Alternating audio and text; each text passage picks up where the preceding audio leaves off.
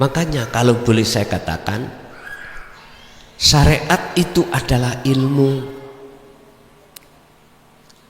untuk noto jasad ini biar takwa, ninggalno larangan, menjalankan perintah. Lah, ilmu tasawuf, ilmu tauhid itu untuk mendidik ruhaniyah, bukan jasmaniyah, tempatnya sendiri-sendiri. Ruhaniyah supaya hati jenengan iki estu wakdal jenengan iki sholat atau solo iku bisa ngusul datang Allah. Maka menurut kami bukan hanya sunnah ngaji babakan ilmu tasawuf, ilmu tauhid ini, bahkan saya katakan wajib bagi sinten, bagi jenengan kalih kula sing sampun melewati tarbiyah di dalam ilmu syariah. Karena umur sampean kalih kula rata-rata sudah di atas 30, bahkan di atas 40 gitu. Kalau tarbiyah kita waktu kita akil balik, ibtida, ilmu syariate, sanawiyah, aliyah, itu memang masa kita dulu. Mestinya harus taklim di situ.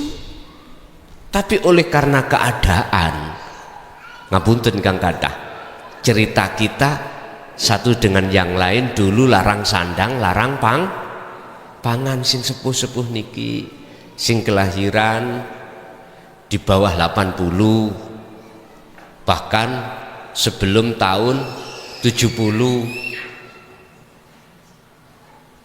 apa ngalami larangi sandang, larangi pangan, sehingga untuk belajar ilmu syariah di dalam ibtidak sanawi aliyah iku mboten sempat, alias saoleh-oleh. Lah ngoten nggih. Untuk berangkat mondok ya mikir bondone. Karena memang latar belakang kita beda-beda. Ati karep tapi keluarga karena biaya nggak ada, akhirnya tidak bisa berangkat. Nekato akhirnya ngawulo, bahasa dulu namanya ngawulo nang Mbah Yai. Wis dikengken disuruh apapun monggo, sing penting iso nderek ngajine. Lah itu masa-masa jenengan dulu. Lah sakniki sekarang kita sudah nikah, sudah punya anak, apa mungkin sampai kembali ke masa dulu, Pak? Lah mboten mungkin toh. Nggih pun syariat sampai sak pundi nek menurut saya yes, itu kita telateni. Sambil satu sisi sudah waktunya ruhaniyah kita itu belajar tauhid. Karena apa? Karena Allah dawuh, Pak, dalam surah Al-Isra ayat 72. Dawuh ngeten, sing sapa wonge mangkana fi hadhihi a'ma fahuwa fil akhirati a'ma wa adallu sabila. Barang siapa saat di dunia belum bisa mengahadkan Allah, otomatis kita tabu dengan ajaran tauhid. Akhirnya hati kita masih buta. Siapa sih Allah itu yang kita sembah tiap waktu? Oleh karena kita tidak tahu, otomatis Allah terasa jauh. Akhirnya yang terasa dekat terhadap hati kita adalah urusan-urusan dunia, garwa, anak, harta benda. Mula oleh sebab itu jenengan jangan heran kalau waktu sholat ingatnya hati kita pada selain Allah. Kalau seperti ini terus sampai kapan? Padahal satu sisi Allah katakan dalam satu ayat, wa anibu ila rabbikum wa aslimu lahu min qabli ayatiyakumul adzabu tsumma la tunsarun. Wis ndang baliyo selirahmu menyang Allah, dan kembalilah ruhaniyahmu untuk mengesahkan Allah, untuk bertemu Allah di dunia ini sebelum datangnya satu kematian. Sebab jikalau itu tidak lekas kita ambil sikap keputusan yang tegas dan tidak melaksanakan, sumalatun sorun, jikalau suatu saat kematian itu datang, Gusti Allah ora bakal memberikan pertolongan terhadap kita. Tapi mafhum mukhalafah dalam ayat itu adalah, siapa kalau sebelum meninggal dia itu sudah mengahadkan Allah, sudah kembali kepada Allah, sudah menuju kemakrifatan Allah, maka summa tunsorun, jadi lanafi di situ sudah tidak berguna, hilang. Akhirnya summa tunsorun, maka Allah akan menolongmu. Roh niki lho Pak, dalam rangka wa inna ilaihi rajiun, kembali kepada Allah, tidak ada halangan. Sebab waktu ono dunya jenengan waktu sholat sudah enggak ada halangan untuk bertemu Allah. Lah niki mungkin yang kita jadikan sebagai materi pembahasan. Pertama adalah apa yang menjadi penghalang, pencegah hati jenengan gak bisa bertemu Allah, apa? Miturut kitab Darun Nafis niki karangan beliau Syaikhina, di sini dicantumkan adalah beliau Muhammad Nafis Ibnu Idris Al-Banjari. Kitab niki umpami sampean waos dari sisi bahasa Indonesia, oleh karena pegonnya itu pegon mirip-mirip bahasa Melayu, susah sampean mocone. Makanya di sini juga ada Indonesianya, juga ada Arabnya. Wis pundi pilih sing pundi sampean maos monggo. Tapi saya lebih cenderung untuk membaca dari sisi Arabnya. Bahasa Indonesianya pun itu agak miturut Melayu. Bahasa Melayu kan bahasa yang cepat toh Pak ya. Nek bahasa Melaku gena-gena niki bahasa Melayu. Pun niku bab pertama. Hati tak ringkes dulu dalam kitab ini. Pertama membahas muqaddimah. Di dalam muqaddimah itu membahas tentang apa yang menjadikan penghalang atau yang mencegah hati ini kok enggak wusul-wusul datang Allah. Terus di bagian yang kedua, fasal yang kedua adalah bab yang menerangkan tentang masalah tauhidil af'al atau tauhidil asma sifat dat. Niki mungkin agak melebu melih.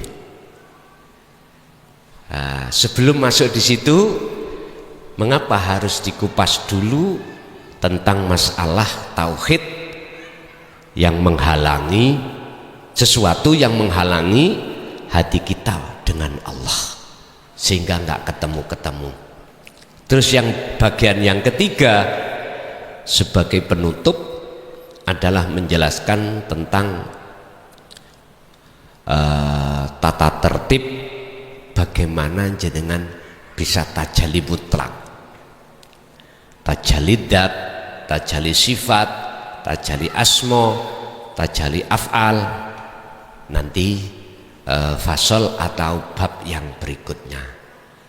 Hari ini kita khusus akan membahas muqaddimah langkung rumiyin.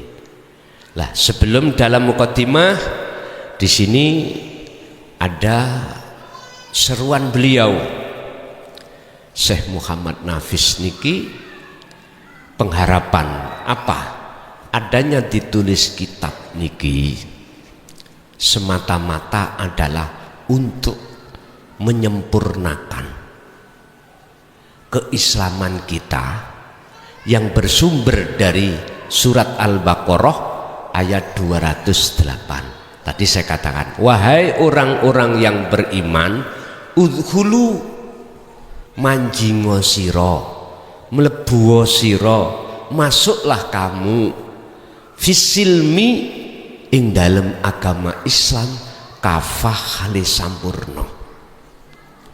Berarti letak kesempurnaan Islam miturut surat Al-Baqarah tadi ada di makrifat, syariah, thariqah, hakikat dan makrifat. Ini oleh karena yang mengaji dalam kesempatan sore hari ini sudah rata-rata di atas umur 30 bahkan 40 ke atas, menurut saya sudah waktunya kita itu membenahi ruhaniyah kita datang Allah. Satu sisi tidak meninggalkan hukum-hukum jasmaniyah kita di dalam syariat. Niki. Sehingga yang dibahas tentang tauhid khusus la ilaha illa anta, tauhid hakikat supaya bisa naik ke makrifat. Pun niki harapan beliau di dalam kitab ini mengharapkan jenengan kalih kula niku bisa wusul lekas datang Allah. Bahasa sederhanai secara umum, jenengan kalih kula waktu sholat ilu Pak, piye carane, bagaimana caranya waktu sholat jenengan iki gak kelingan urusan dunya, tapi kelingan hanya pada Allah, disebut sebagai orang mukmin yang sholatnya khusyuk. Surat Al-Mu'minun ayat 1 dan 2 Allah katakan, qad aflahal mu'minuna alladzina hum fi sholatihim khashi'un. Sungguh beruntung bagi orang-orang mukmin ketika menjalankan sholat dalam keadaan khusyuk. Nah, niki bukan persoalannya tidak bisa. Oh, jangan begitu Pak. Qur'ane wis ngomong, Allah menetapkan si mukmin. Cuman di situ tidak dikatakan mukmin yang bagaimana, yang bisa sholati khusyuk. Jawabane nek jenengan buka-buka tafsir, akhirnya jawabnya mukmin yang sudah muhsin, coro imannya sudah ihsan. Artinya hati sampean sudah tidak menduakan Allah dengan apapun. Tadi saya masih menduakan. Contoh, saya tadi merasa saya bisa mengupas jeruk tanpa hati saya ingat semua itu karena Allah. Nah, itu kan iman saya belum ihsan. Padahal tidak hanya urusan ngupas jeruk, urusan ngaji. Apabila saya dalam hatiku ada iman, munculnya bisanya ngaji tausiah iki dari mukhlason, maka inilah sama halnya saya itu dihitopi saya telah menyamakan diri saya sama Gusti Allah. Apa iku mboten syirik? Niki mengke dibahas tentang bape melebet datang syirik khafi. Wonten mriki. Mengke dari sisi ilmu itu nanti kami kupas. Ada yang nggak paham, tanya langsung. Sing paham ya wis tinggal ngelakoni. Ngoten mawon. Pun niku sebagai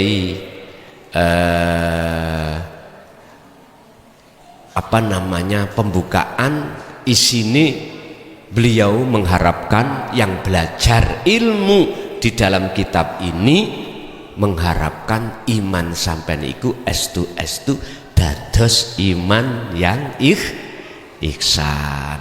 Pun qala musannifu rahimahullah muqaddimatun utawi awal-awal pembukaan muqaddimah fi bayanil asya'i ing dalem jelasake piro-piro sesuatu. Jadi muqaddimah iku beliau jelasno beberapa sesuatu. Apa isine sesuatu? Iku allati kang sifate tubtilu kan batalake opo allati asalika ing salik. Iki kena sampean gawe mudhof ilaih, kena sampean damel maf'ul, terserah. Salik iku sinten sih? Jenengan kalih kula. Wong sing ngambah dalan nuju dan bertemu Allah itu disebut salik.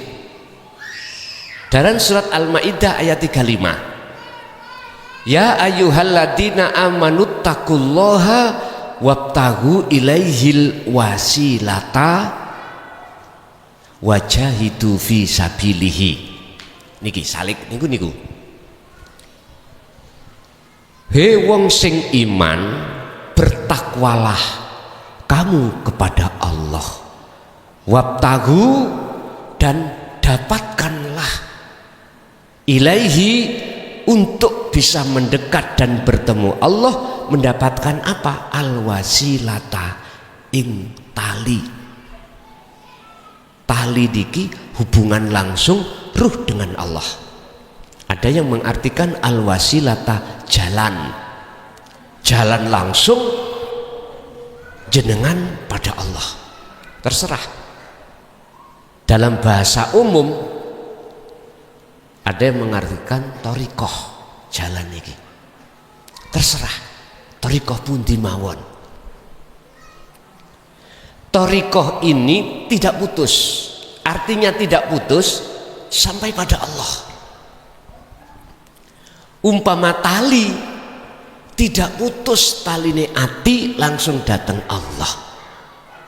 Al-wasilata niku terserah dengan mentafsiri dari kacamata syariat apa hakikat terserah.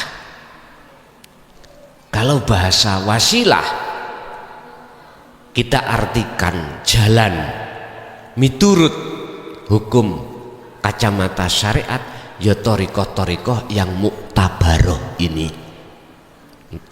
Dikatakan muktabaroh sambung sampai Kanjeng Nabi. Cara ilmu sanatnya sampai Kanjeng Nabi. Ini kacamata syariah. Sehingga jenengan kali kula ketika saat tawajuh atau robitoh sebelum suluk si salik itu diperintahkan untuk menghadirkan wajahnya guru. Lah ngoten nggih? Wajahnya guru. Wis. Sebab guru iki mursyid kita itu punya guru di atasnya. Di atas sampai sambung terhadap Kanjeng Nabi. Niki disebut thariqah muktabaroh. sambung terhadap Rasulullah, sampailah pada Allah. Kacamata syariat.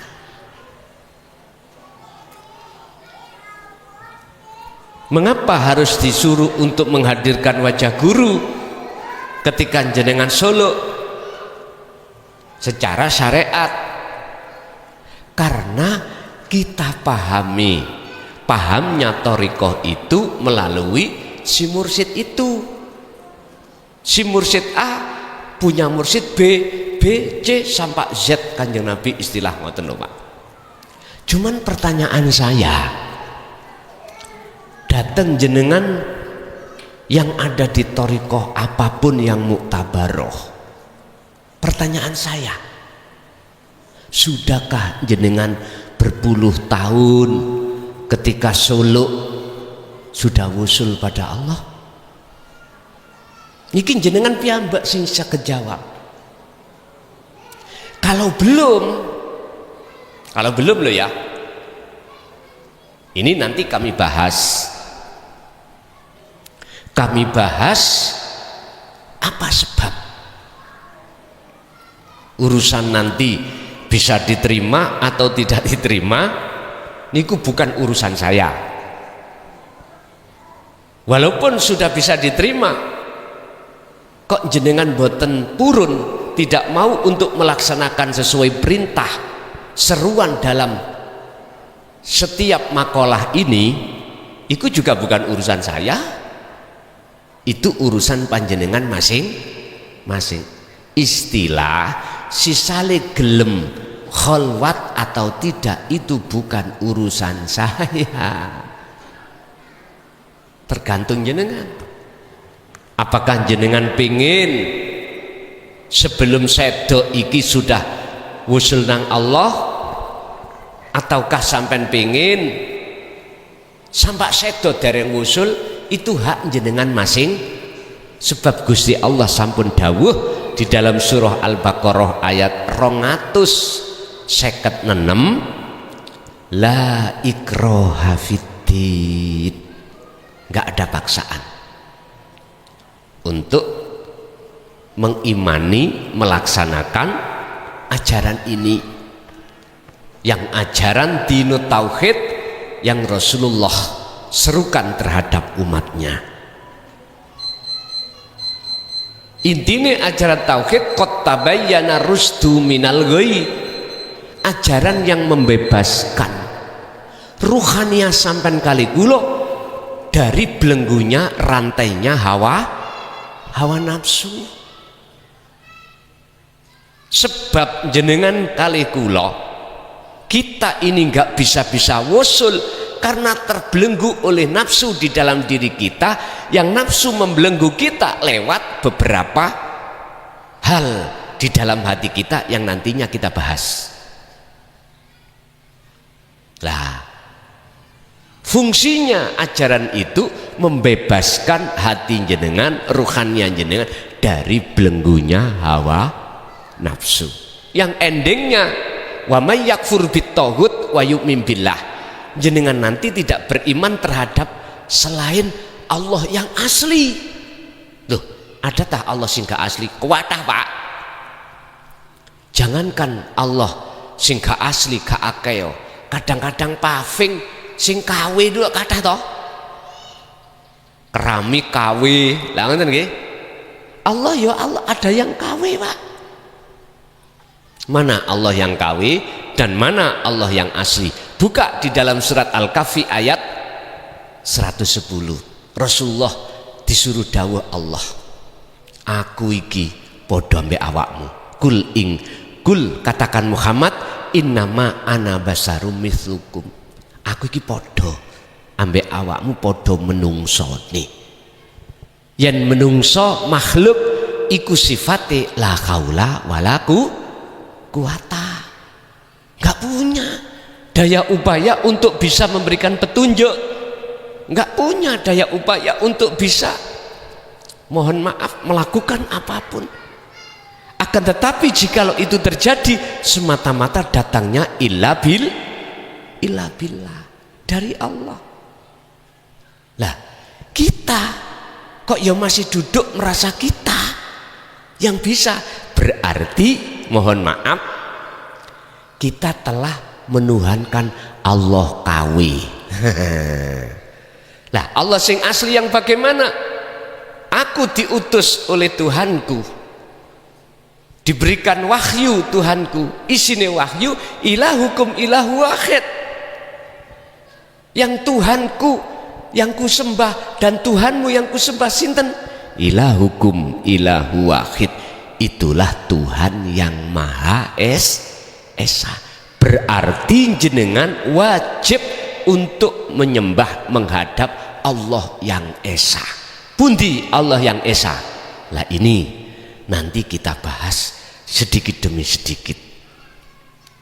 Sampailah pada kefahaman ilmu. Setelah itu kita laksanakan solo, sampailah kita kefahaman laku dengan istiqomah, baru wusul datang Allah. Inilah proses-prosesnya. Bapak Ibu hadirin jamaah rahimakumullah. Tubtilu kang batalake apa allati as-salika ing salik, atau tubtilu saliki kang batalake salik watamnauhu lan nyegah ya apa se atau allati hu ing salik. Bon mukaddimah niki bahas apa sing batalno ati sampean waktu sholat gak ketemu Allah. Napa? Apa sing nyegah ati sampean kali kula atau menghalang-halangi ati sampean kali kula datang Allah? Mungkin ini nanti penjabarannya lebih disingkat di dalam surat Ibrahim ayat 3. Wa yastahibbunal hayatad dunya alal akhirah wa yasudduna an sabilillah wa yabghunaha iwaja ulaika fi dhalalim ba'id. Nyun sewu, nafsu niku angkruk-angkruk ning jagate ati. Sapa sih nafsu iku? Allah dawuh innahu lakum aduwwum mubin. Sak temene nafsu, sak temene iblis, lakum kedue sira kabeh iku aduwun mungsuh mubinun kang pertelo. Iku mungsuhmu sing nyata. Mengapa dikatakan mungsuh? Padahal itu sama-sama makhluk Allah. Tidak jauh berbeda dengan kita sebagai makhluk. Karena nafsu iku karakteri, kebiasaane dia itu inna nafsa la amaratum bisu. Ngajak ati sampean iku berbuat jahat pada Allah dengan bentuk menduakan Allah dengan sesuatu yang lain. Akhirnya jenengan iku lali dengan Allah ketika waktu sholat niki. Terus gambarannya nafsu iku wujudnya ya nopo sih? Niki mbalau wakrak tutuk ndinti niki pembahasan niki. Wis tak ringkes. Nafsu nun faksin artinya diri, ingsun. Jikalau dalam hati sampean kali kula merasa aku hamba yang bisa ini bisa itu, ya iku nafsu. Terlepas dari perbuatan ibadah murni atau tidak murni, kalau yang muncul dalam hati kita merasa kita yang melakukan, berarti ibadah iku kecampuran kepentingan hawa nafsu. Mana sambungi roh datang Allah mboten enten, akhirnya mesti lupa, mesti lalai sampai kali kula. Jadi jenengan iki akhirnya ketika menjalankan ibadah wajib sing penting gugur kewajiban, sing penting dapat pahala, sing penting dapat surga. Ngunu yo ngunu rapopo, ning nek iso ojo ngunu. Artine Pak Bu nyun sewu, memang itu proses kita, tapi ojo terus ono kuno, biar betul-betul nilai mutu ibadah sampai ing ngersane Allah itu mutune niki jempol, ngoten lho Pak. Sesuai dengan surat Maidah ayat 27, innama yataqabbalullahu minal muttaqin. Ibadah apa wae kalau tidak didasari takwa, di mata Allah susah untuk diterima. Karena menyembah kita, penghadapan hati kita itu masih terhadap makhluk berupa surga. Surga makhluk napa senes? Makhluk. Pahala makhluk toh? Makhluk. Cek ono kuno terus, biar mutune ibadah sampean iku tambah suwae yo ngadepe nanggone kholike. Bukan persoalannya jenengan kula anggap salah manakala ketika ibadah wajib iku artisik mengharapkan pahala surga, bukan berarti salah, ndak. Iku proses kita memang. Lanjut mawon. Cuman satu sisi piye carane gak ngene.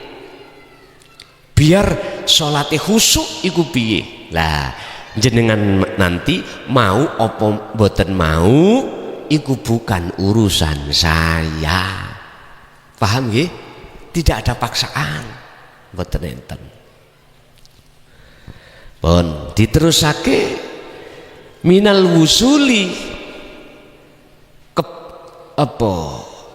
Batali salik mboten saged, tidak bisa wusul, atau apa yang mencegah si salik itu minal wusuli saking tumekane si salik ilallahi ta'ala maring Gusti Allah ta'ala napa kemawon. Pun nomor satu miturut kitab ini disebut kasal. Napa kasal iku? Cara jenengan iku segan iku apa? Segan iku cara jenengan iku boleh saya katakan iktimat, ngunggul-ngunggulno. Lho kok gak aku ngono, gak ngene lho, ngeten lho, kok gak aku sing tampil, gak ngene. Berhubung aku sing tampil, ngoten Pak iki sembarang sip. Dalam urusan ibadah aku kok gak aku, ya Allah. Jadi ngunggul-ngunggulno menyegani dari satu perbuatannya, otomatis kan hati kula kan lali nang Allah Pak. Semuanya itu sumbernya dari Allah, iku lupa. Justru saya malah membanggakan. Contoh kula niki nggak ada wiritan Pak. Wiritan itu supaya ekonomi kula niki lancar. Ben mantun subuh waqiah 41. Contoh niki nggih, ngapunten. Lho wacanane lak Quran nggih ya. Ditambahi mengke nanti kalau sudah masuk waktu duha, sholat duha, dan berdoa sesuai dengan tata tertib di dalam itu. Kula mantun diijazahi dening Mbah Yai atau seseorang, saya lampahi Pak. Loh tenan, artinya nyata apa yang kuharapkan tadi wujud. Terus dalam hatiku Pak muncul pengakuan, muncul keimanan. Ngunggul kok gak aku wiritan, kok gak aku maca Quran koyok ini seperti ini. Gak mungkin, ekonomiku melesat. Loh, kasal. Inilah Pak yang menjadikan mohon maaf, terhalangnya atau menjadikan batale salat kula datang Allah,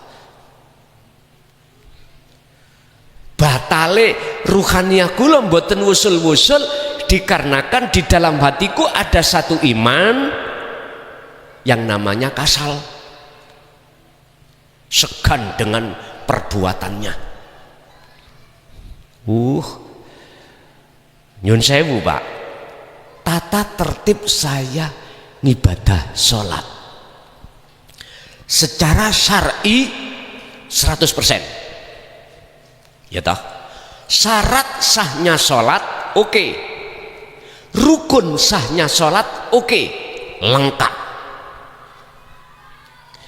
Berhubung dalam hati saya itu membanggakan, segan dengan apa yang kulakukan, inilah sampai kapanpun waktu kulo sholat nggak akan pernah bisa sholat itu kujadikan sebagai munajat, hubungan langsung atiku bertemu Allah, mboten saged.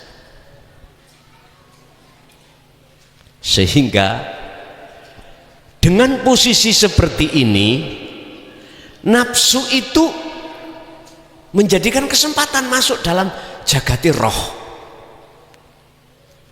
Son, ati sing diomongi, banggao iro dengan sholatmu, biar awakmu diterko wong ahli ibadah yang disebut al-ubad. Nanti jebusnya apa Pak?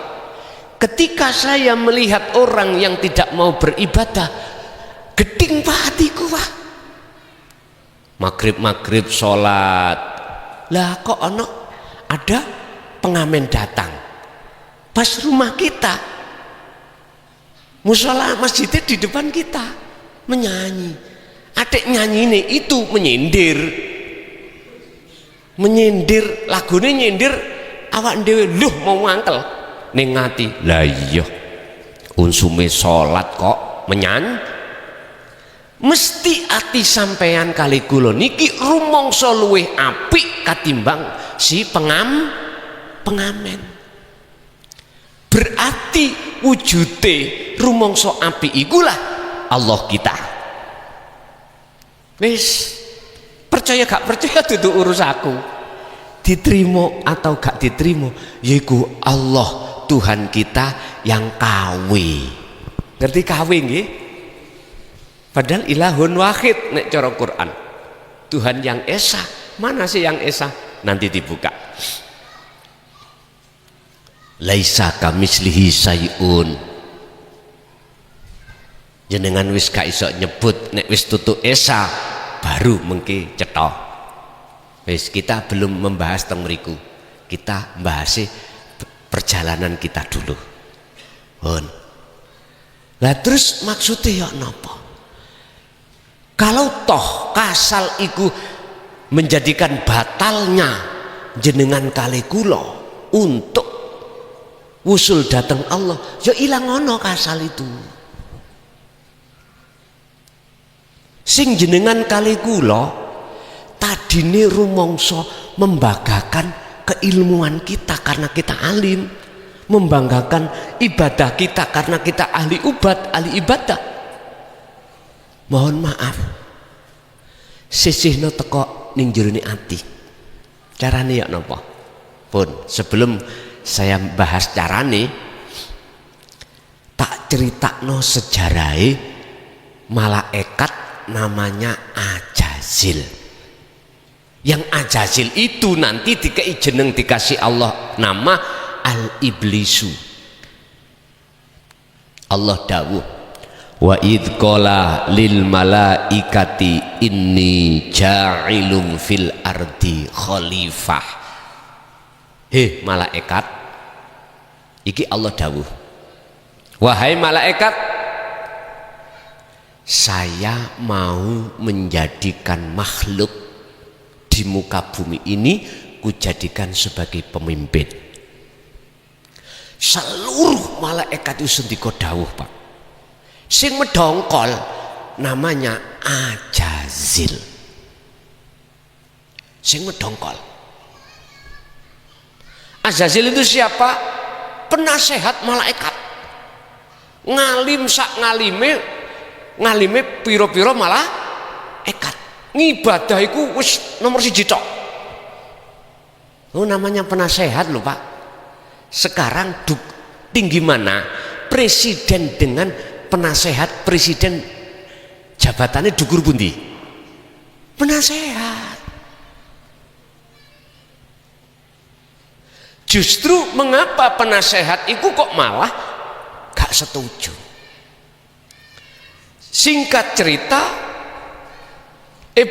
Azazil ngomong, Gusti, apakah kurang cukup kami seluruh malaikat setiap saat bertahmid, memuja, membersihkan diri, menyembah pada Engkau?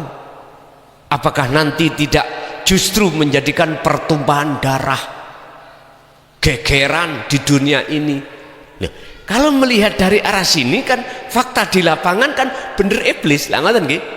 Dari kacamata syariat gelut wong gara-gara urusan dunya.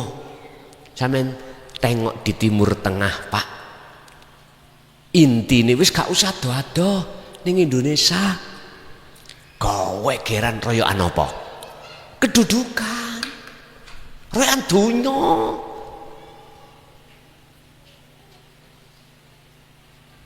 Tapi ada yang tidak tahu, si Azazil itu maksud Allah.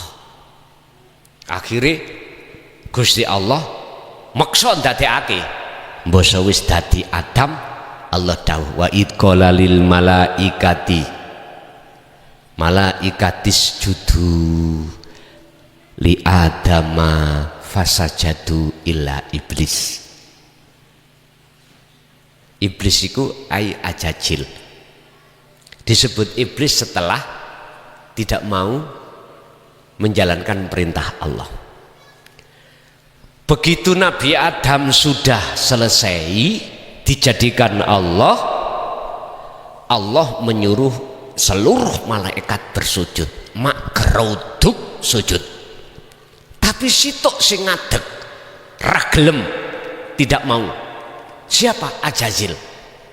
Tapi ayate mboten Azazil, illa iblis. Akhirnya Allah takok, "Iblis, apa yang menjadikan setelah dia nggak mau menjalankan perintah Allah?" Bukan maksudnya sujud nyembah nanggone makhluk Adam, enggak. Nyembah dengan bentuk menghormati karya Allah, yaitu dengan menciptakan Nabi Adam. Oleh karena si iblis orang ngerti babakan tauhid, lho nyun sewu, akhirnya mboten purun. Padahal gak nyembah iblis, gak nyembah Adam.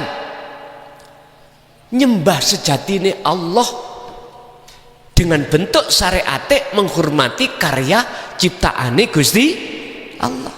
Sama jenengan dikongkon sholat bendino gak nyembah watu wah, Ka'bah nih lho niku lak watu toh. Sampeyan gak percaya nang Mekah kula wani ngomong niku sebab wis tak demok Pak. Watu. Allah mboten nyuruh menyembah watu. Maksudnya sholat iki ruhaninya sampean iki kudu nyembah ilahun wahid.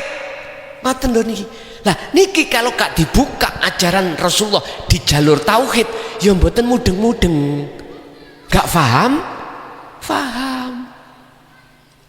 Sik tak aku tangklet. Ka'bah persegi 4 yang ada di Mekah iku makhluk napa kholik? Sepakat aku yakin orang-orang Islam khususnya mengatakan itu makhluk. Kula dhewe Pak mbuktekno 2005 kalau nggak salah. Tak demok iku atos. Wes tuh. Loh, berarti ki watu. Tapi kan ada sejarah toh, Pak. Ada sejarah.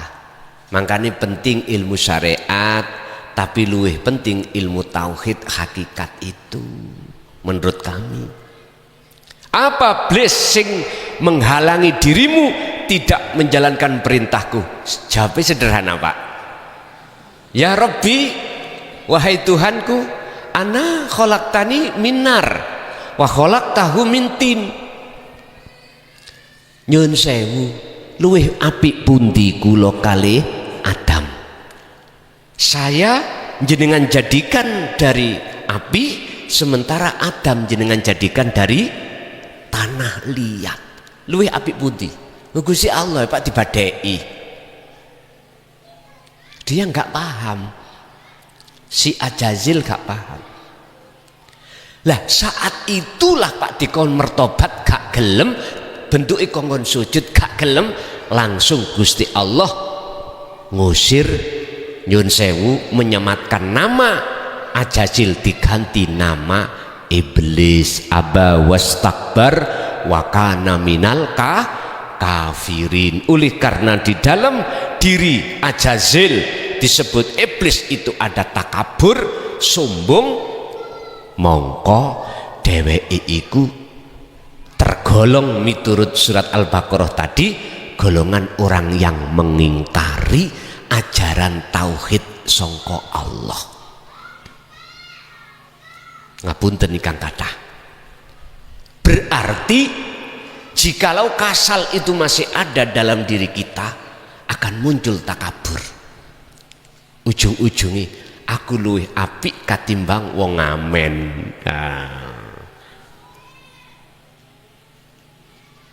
Akhirnya kula muja wong ahli ibadah geding ambek wong sing gak ahli ibadah. Berarti Gusti Allah kula niku ya ibadah iku mang.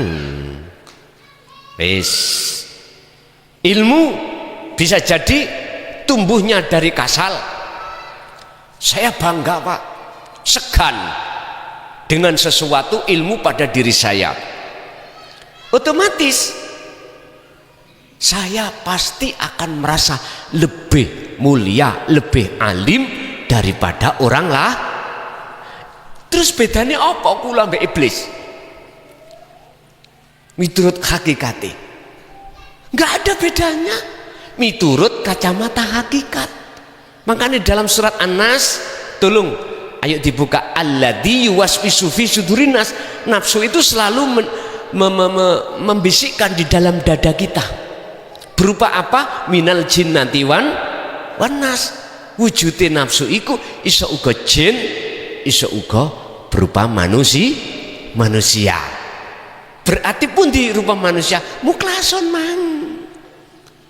Berarti dohire muklason iki sejatine asline iblis. Karena di dalam hati ini muklason iku ono kasal.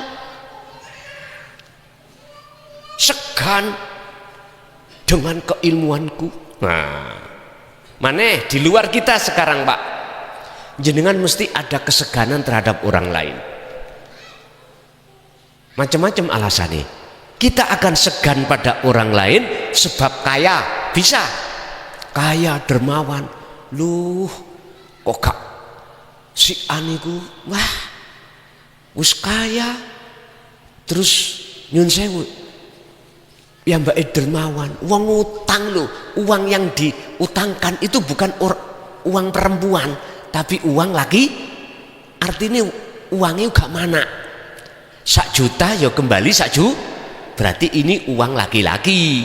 Nek uang perempuan 1 juta mana, jadi 1 juta 200. Iki uang perempuan yang dia enggak dia. Bahkan tidak cukup di situ, semuanya 1 bulan. Akhirnya kita nggak bisa mengembalikan Pak. Moro si A durung iso bayar ya. Perjanjiannya kan 1 bulan janji saya, tapi belum ada. Ya wis rapopo, 1 bulan lagi ya rapopo. Tapi mboten manak loh Pak G. Beda dengan kita itu sebagai rentenir, ya hitungannya ya boleh 1.400.000. Ketika 2 bulan nggak bisa nyaur, akhirnya wis gak usah nyaur, tak bebasno. Loh, mencari orang seperti ini kan longko Pak nggih, langka. Jenengan mesti segan, segane terhadap makhluk. Luh, nek gak iku gak ono wong sing kaya ngono. Pak nyun sewu, miturut kacamata tauhid, kita itu telah menuhankan, menjadikan si A itu sebagai Tuhan jenengan karena segan. Ngapunten, inilah yang membatalkan kita untuk tidak lekas jenengan wusul. Masih ada segan kepada selain Allah. Berhubung kita nggak punya wasilah langsung pada Allah, nggak bisa tembusin nang Allah di dalam si A, betul sakit. Padahal Allah juga ada di si A. Akhirnya yang tampak, yang nyata makhluke dalam pandangan hati, mata hati sampean makhluke. Wujud nyatane Allah di dalam dan di luar makhluk itu nggak nyata, nggak tampak karena kasal tadi.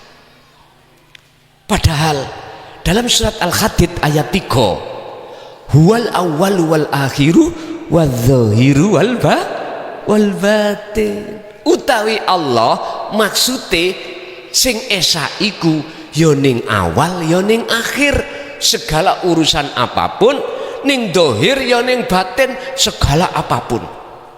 Waqala aidan innallaha bikulli syai'in muhit. Sesungguhnya Allah itu meliputi atas semua segala sesuatu. Berhubung meripat ati sampen kalih kula ketutupan kasal, akhirnya tali nih roh langsung sampai datang Allah putus, mboten saged nyotone Allah di situ. Sing nyoto makhluke si A. Berarti kita sebetulnya ndadekake si A sebagai Allah kawe. Mesti sampai menghamba, muja-muja. Lagi itu bisa dari sisi dunyone, pangkat yang ngono. Jenengan punya kasus secara fakta di syariat, berhubung si B ku duweni kewenangan untuk mengcounter kasus, sampean ditulungi wis sing asale mestine miturut KUHP, undang-undang jenengan kenging pasal kena pasal dihukum, mestine dihukum. Kok yo gak sida dihukum sebab ditulung si B, karena si B punya kewenangan untuk mengkonter. Jenengan akhirnya segan waden nang wong iku, segan nang makhluk iki lho Pak, sing gak oleh miturut tauhid mboten nangsal, kudu nang Allah.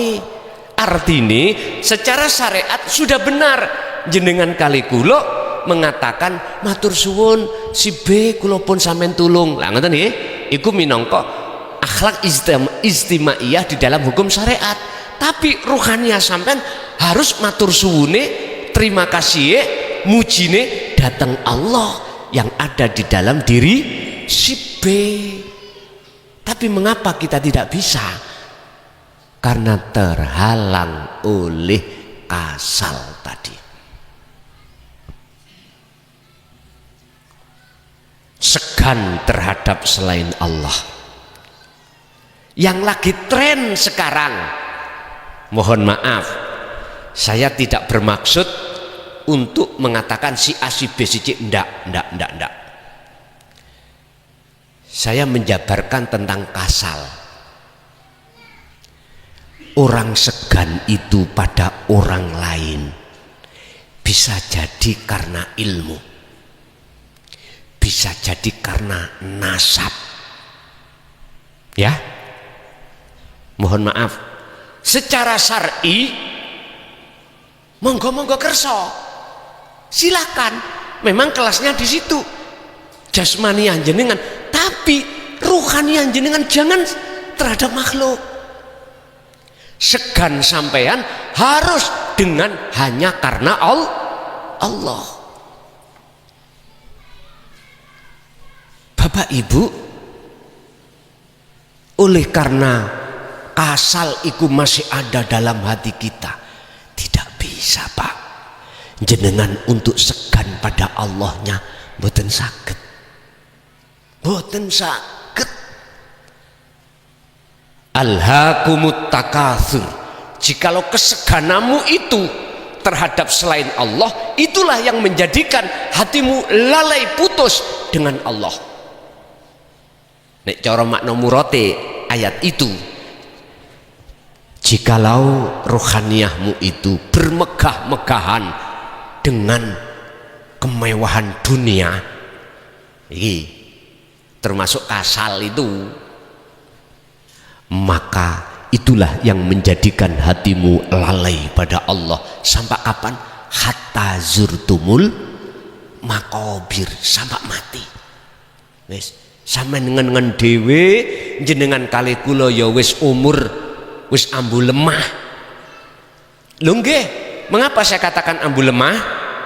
Di atas 40 jenengan kali kula niki, logikane rambut wis putih, brengos wis putih, jenggot sudah memutih. Iku tetanda. Terus kapan sampai kali kula nek disudahi mulai hari ini? Pun segane intine, segane ati datang selain Allah, terhadap selain Allah, itulah sebagai pembatalan si salik, tidak usul-usul datang Allah. Makanya kula takon jenengan ketika robitoh bertawajuh, ketika suluk nuju wusul, sudah berapa puluh tahun di thariqah masing-masing, sudahkah jenengan wusul? Jenengan piyambak sing jawab. Wusul iku apa sih? Ketemu Allah. Apa tak ketemu Allah itu gambarane Allah sampai figur nongunu? Ora, tidak. Tanda-tanda bertemu Allah pertama, amal arif la yarawna li anfusihim syai'an. Ketika jenengan meripat dohir, melihat apa yang muncul dan timbul dari semua makhluk, beliau itu sudah tidak beriman sing agawe iku makhluk. Pertama. Kedua, bal yusyahiduna annal fa'ila huwallahu ta'ala. Justru hati jenengan iki, imannya itu, menyaksikannya itu, yang berperan, yang berlaku, yang berafal hanyalah wujudi Allah, bukan nama, bukan sifat, bukan zat, tapi akunya Allah. Walaupun durung tutuk kuno iki tondo, ngoten lho. Ketiga, hati sampen iku tatmainul qulub, damai anteng. Ala bidzikrillahi tatmainul qulub. Keempat, hati sampen gak gampang kenek obahi kebiare wujude dunya.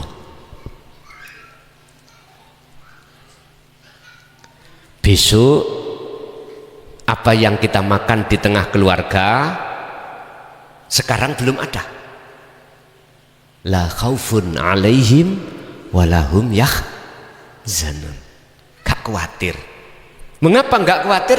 Karena dia sudah tahu semua itu yang mengatur Allah. Akhirnya hati ayem. Lah, terus bagaimana caranya untuk bisa sampai ke situ? Alias kaslan ini kudu hilang. Bagaimana caranya? Pun padahal niki nggih dereng waktune. Tasik kathah sesuatu yang menghalangi, membatalkan usul. berhubung waktunya kita terbatas Pak, ini kalau ajeng maghrib ya nggih ya. Lah ya nanti diteruskan mboten napa-napa.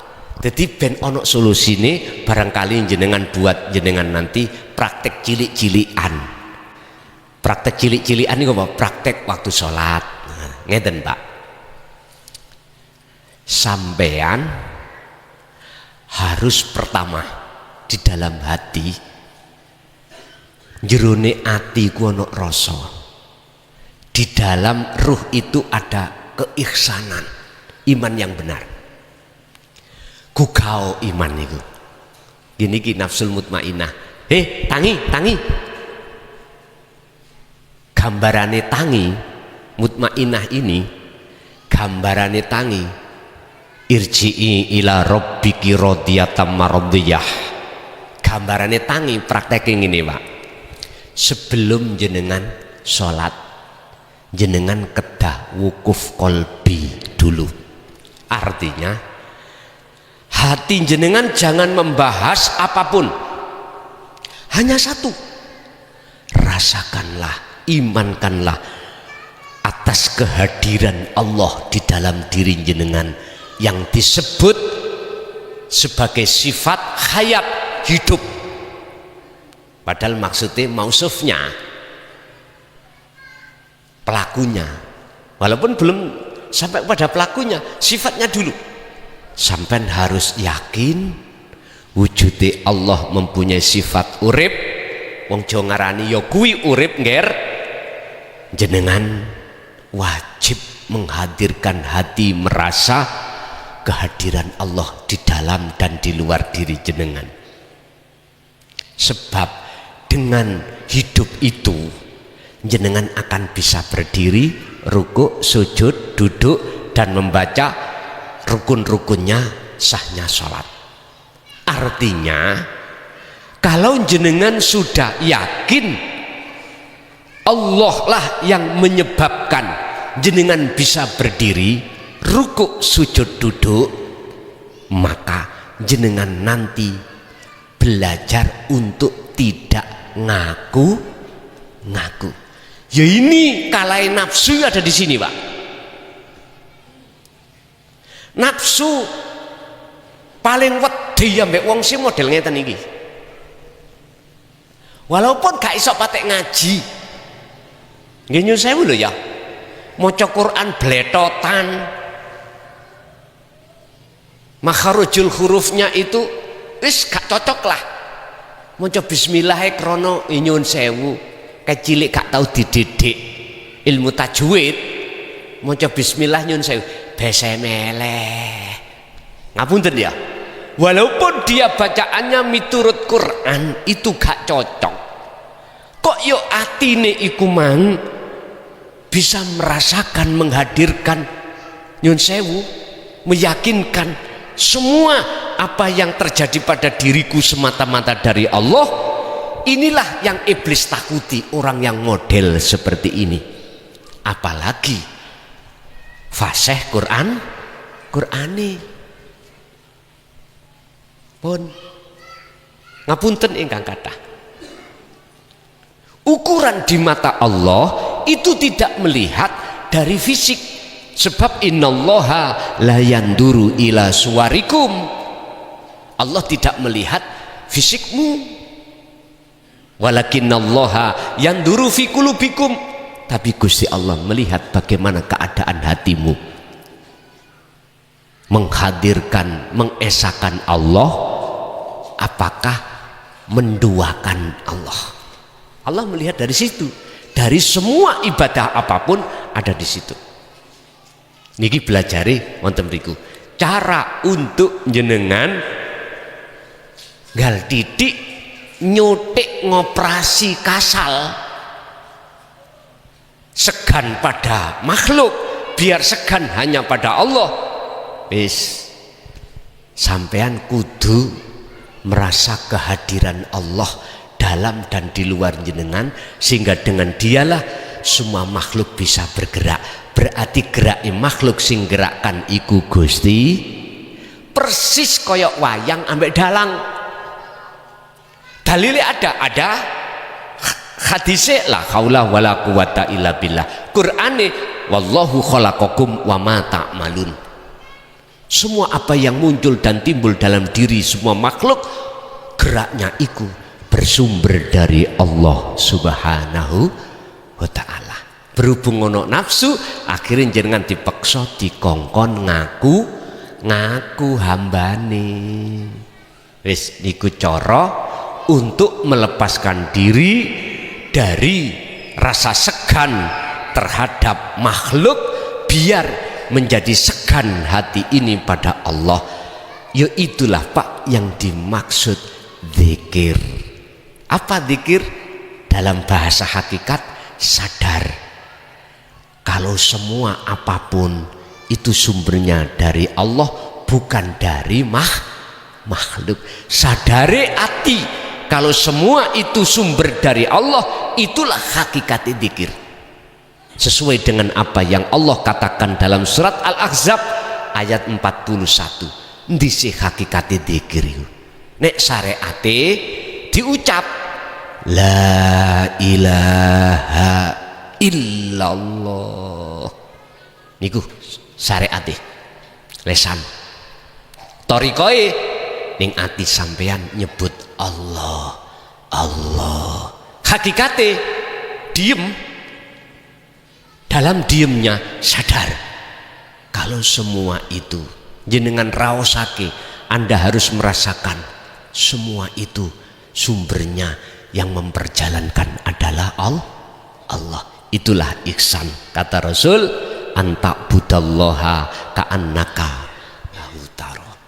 Ketika kau menyembah, seakan-akan kau bisa melihat wujud Gusti Allah. Jikalau tidak bisa, fa ilam takun, maka seakan-akan kau selalu dilihat oleh Allah. Jadi ati sampean iku selalu merasakan kalau selalu dilihat Allah, diobahni Allah dan lain sebagainya. Itulah Pak, sampean iki miturut Syekhina Muhammad Nafis itu mengharapkan ati sampean iku menjadi ati yang seperti itu. Ngoten lho karepe. Urusan purun monggo, gak purun nggih monggo. Jadi ngaji nanti kita lihat perkembangan. Kalau umat ini merespon bisa kita lanjut. Jikalau tidak merespon, ya kula bukan berarti tidak mau, mboten. Kula niku terserah. Kula niku ngetutno jenengan, bukan jenengan yang harus ngetutno kula, mboten. Secara ilmu saya ngetutno apa sing dadi kedaharan makanan jenengan. Anu Gus pengen lodeh, ya tak kasih lodeh. Rawon Gus, rawon. Lho penak. Hati kula niku tukang koki, ngoten ya. Terserah sing minta mekaten. Bapak Ibu hadirin, waktunya kita masuk pada waktu tanya jawab. Tetap saya kasih, barangkali ada yang perlu ditanyakan tentang kasal tadi, segan pada makhluk, barangkali ada yang perlu ditanyakan, monggo kula aturi.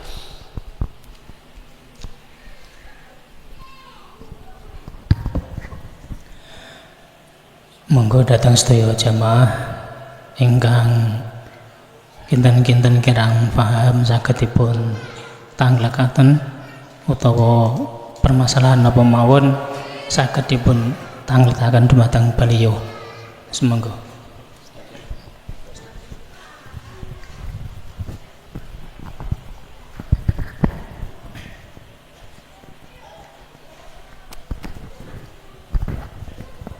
Assalamualaikum warahmatullahi wabarakatuh. Langsung mawon nih nggih. Ajeng tanglet saderenge pangapunten. Ajeng tanglet bab kasal. Niku kan pun diijazahke tentang doa Allahumma inni a'udzubika minal ajzi wal kasal. Niku sampun diamalke, tapi urusan segan niku nembe ngertos penjelasan saking panjenengan di wau.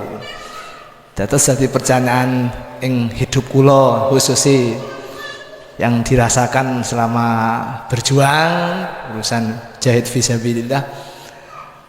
Kula tak akoni asli segan pertama saya itu sama keluarga pasti, sama istri ya, sama ulama ya, dan semua orang-orang yang pasti memberi peran penting dalam hidup saya, pasti saya itu segani. Cuman mungkin yang selama saya alami itu mungkin kadang segan kembali ingat tetap Allah yang menggerakkan, cuman kadang banyak lupanya Kiai. Sering saya itu menuhankan tadi, akhirnya dalam hidup saya itu bukan wedi, trauma akan mengecewakan orang yang saya segani, dan itu sampai sekarang saya belum bisa mendapatkan solusi. Sampai saya tidak percaya diri dengan ilmu yang saya punya sendiri. Saya punya ilmu ngaji begini-begini, cuman kalah dengan segan dengan orang yang tadi saya sayangi, saya hormati, dan saya takdimi. Saya untuk melangkah itu akhirnya wis butuh wis tak nikmati urip. Dan itu mungkin saking panjenengan selaku ilmu tauhid. Nah, kula insyaallah dereng kata-kata urusan ilmu tauhid, cuman nggih syariat. Niku langkah-langkah kasal itu sirnya bagaimana untuk melatih dari yang awalnya kita itu sholat ya kelingan tanggungan, sholat kelingan kewajiban syariat, saya harus begini, harus kerja, harus begini, bahkan nangis kok ya sampai kapan sholat ngene iki terus, padahal awake dhewe dikei ilmu saged ngaji, saged ngintengin lah. Bahkan yang tadi jenengan sampaikan tentang masalah mengaku-ngakui itu kadang ada di dalam diri kita, jane aku kiso tapi kok dalam kehidupan saya tidak bisa saya praktekkan. Di mana yang menjadikan saya itu macet?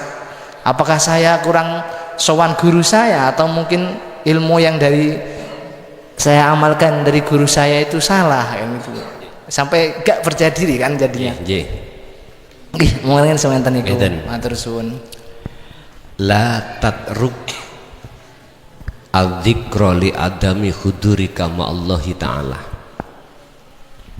Saya kutip dari kitab Hikam pasal Syekh Ibnu Athaillah. Solusinya, kita manusia itu pada dasarnya kan pelupa. Di situ ada beberapa tingkatan kekasih Allah. Pertama, musyahadatul fana. Kedua, musyahadatul kamil. Ketiga, musyahadatul baqa. Tiga ini dibagi dua kelompok. Pertama, makomnya mahfud. Yang kesatu, yang nomor tiga ini makomnya maksum. Tandanya antara 1 sampai 3, sing pertama iku kadang iling, kadang lali. Tapi akeh laline katimbang ilingi.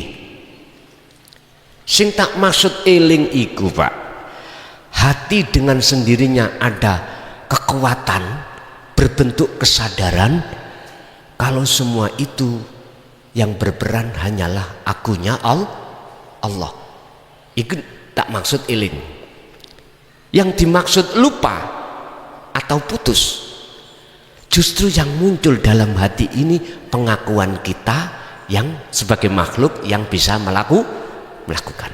Loh, ini banyak pengakuan makhluk daripada pengakuan Allah. Dan ini sebagai proses memang. Yang kedua, akeh ilingi katimbang laline. Terus yang ketiga, musyahadatul baqa alias maksum. Lali ambe iling wis gak ono bedane. Turu lan gak turune tidak ada bedanya. Lah, untuk menuju proses ke sini, dari 1 sampai ketiga harus birriyadati wal adhkar. Riyadah wal adhkar, dzikir. Riyadhai apa jasmani, Riyadhah jasmani apa? Jenengan kudu betah luwe, betah melek.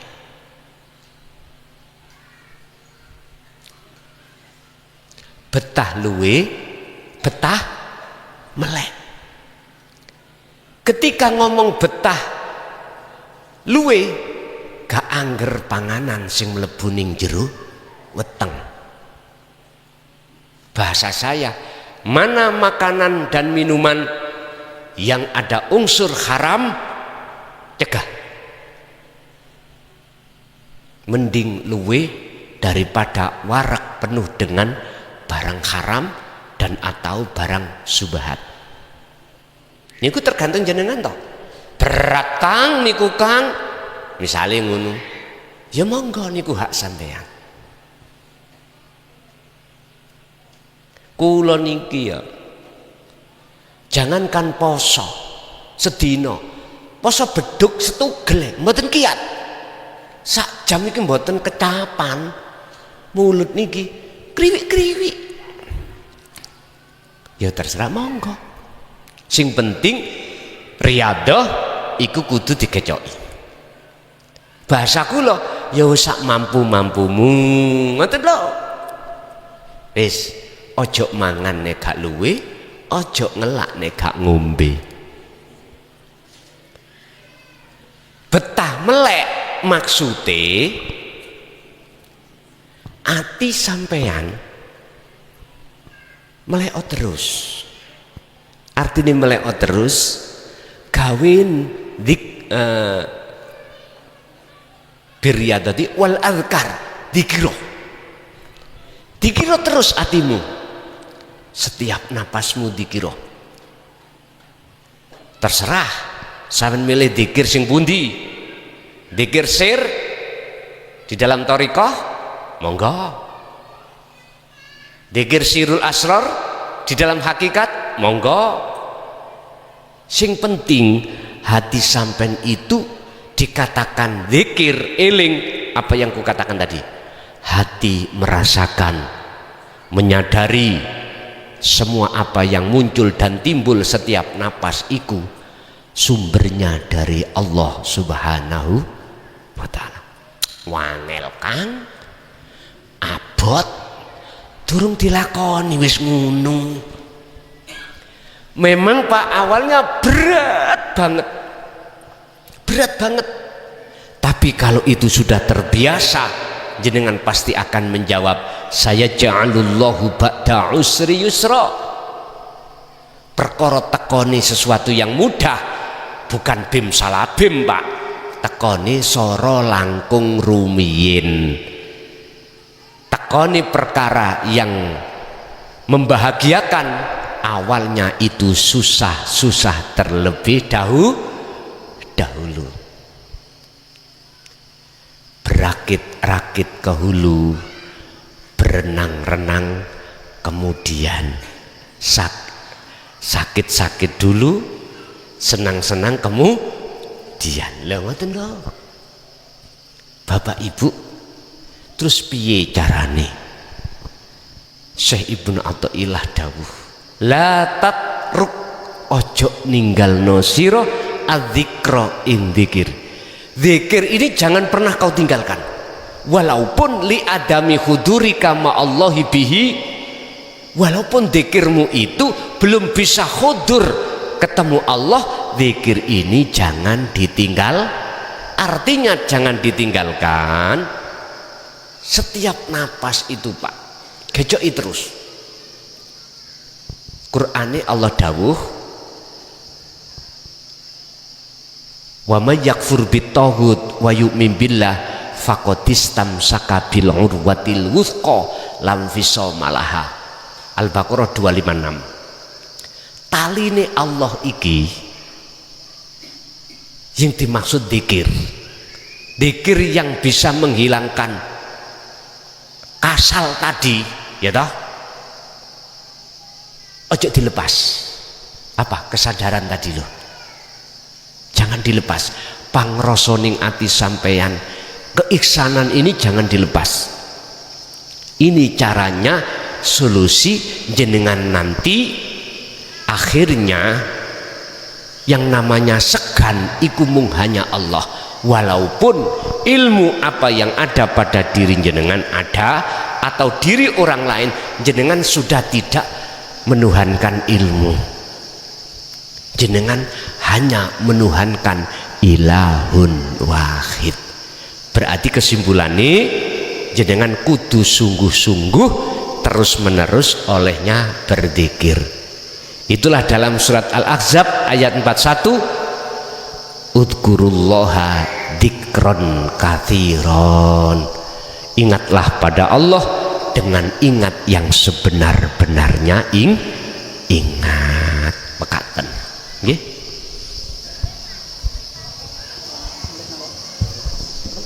Maghrib cukup nggih? Ngapunten Kang kathah karena niki mengki kula nggih wonten jadwal melih mulai awal sampai akhir apa ilmu yang sudah Allah berikan pada jenengan dan kita semuanya, semoga menjadi ilmu yang bermanfaat. Ilmu yang manfaat tiada lain jikalau ilmu itu diamalkan, dipraktekkan semampu panjenengan, dan juga mudah-mudahan bisa memberkati Allah lewat ilmu itu datang keluarga sampean dan anak putu kita ila yaumil qiyamah. Lahumul Fatihah.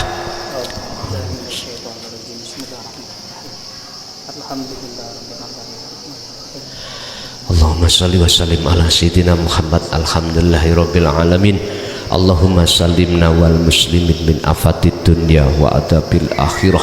Allahumma ja'alna auladana wa dzurriyyatina wa ahli baitina min ahli dzikrika ya Allah, wa min ahli syuhudika ya Allah, wa min ahli ma'rifatika ya Allah, fid dini wad dunya wal akhirah.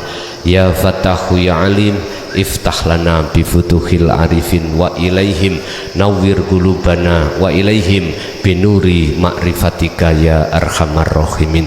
Wa sallallahu ala sayyidina Muhammad. Alhamdulillahirabbil alamin. Kurang lebihnya mohon maaf. Akhirul kalam. Assalamualaikum warahmatullahi wabarakatuh. Waalaikumsalam.